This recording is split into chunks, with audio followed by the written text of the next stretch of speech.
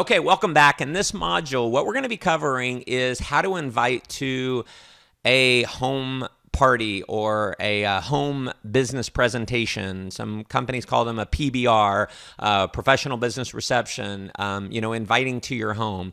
And so I could give you a bunch of different strategies. Obviously, after 20 years, I have used a bunch. I've seen every trainer out there, and different companies give a ton of different ways that you invite to this. I'm going to give you the one that works the best. I've never seen an invitation for a home party that works better than this. And so I just don't want to give you anything but the best. And that's what Millionaire School is all about. It is not giving you hours and hours and hours of different invitation techniques. It's giving you the techniques that are going to absolutely work the best. This is what I know to be true after 20 years and building organizations now, right around 700,000 people.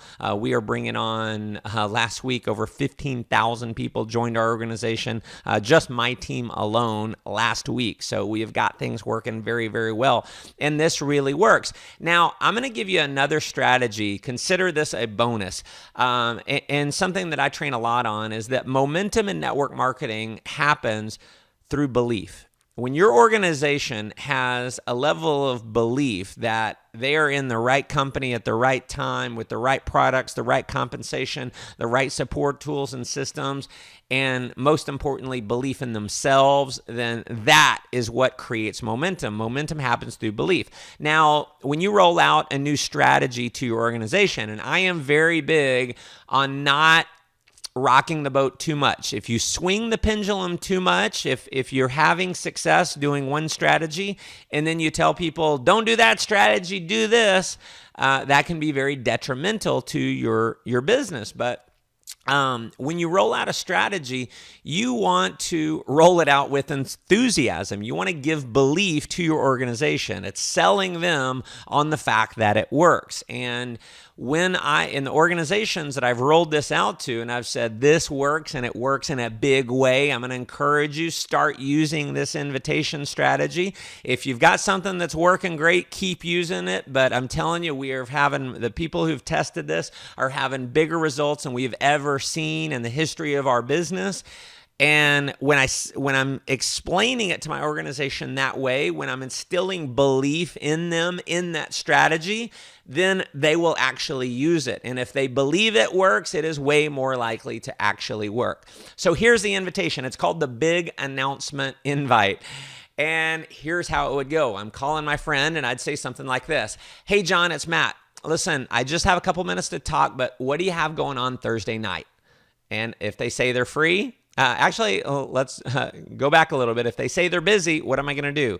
I'm off the phone. See, I'm clearing the date at this point. I've used the 2 steps of the 4-step invite. I've said I'm in a hurry and I don't have a lot of time to talk, and then I'm clearing the date. So let's say they say they're available. I say, awesome. Listen, I'm having a get together at my house to make a really big announcement, something that I am super excited about. No, Rhonda is not pregnant, but listen, I'm not telling anyone what it is until Thursday night, and I'm only inviting a handful of my closest friends. So I want you there. Can I count on you to be there?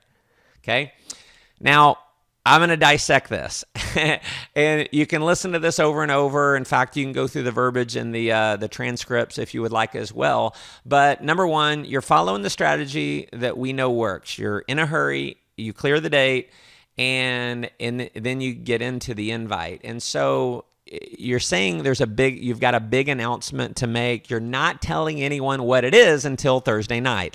And here's why it works. Number one, it creates an incredible amount of curiosity. Now, I threw in, no, Rhonda's not pregnant, because we actually have had people show up with baby gifts because they thought the big announcement was pregnancy. So you don't want that happening. And so I teach people, if you're married, something like that, throw in, no, she's not married, or no, she's not pregnant.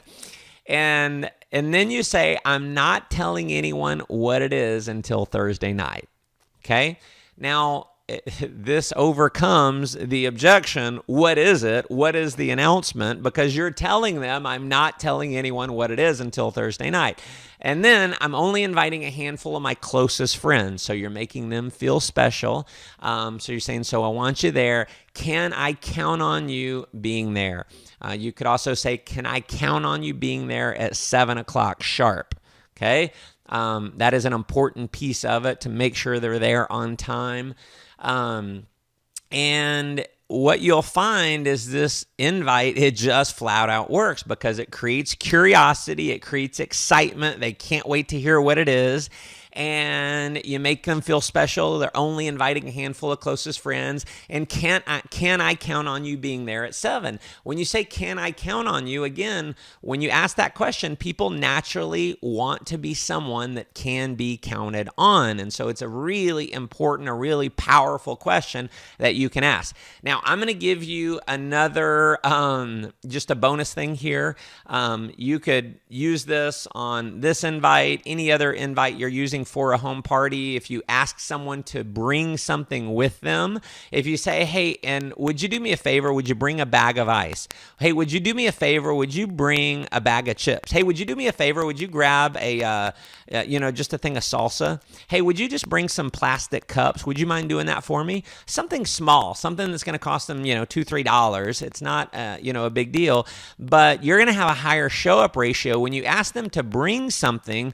Again, it's, if they feel like they're going to cancel out, they're way less likely to cancel out because they feel like you're counting on them to bring cups. It's like, well, if I don't show up, then they're not going to have any cups to drink out of.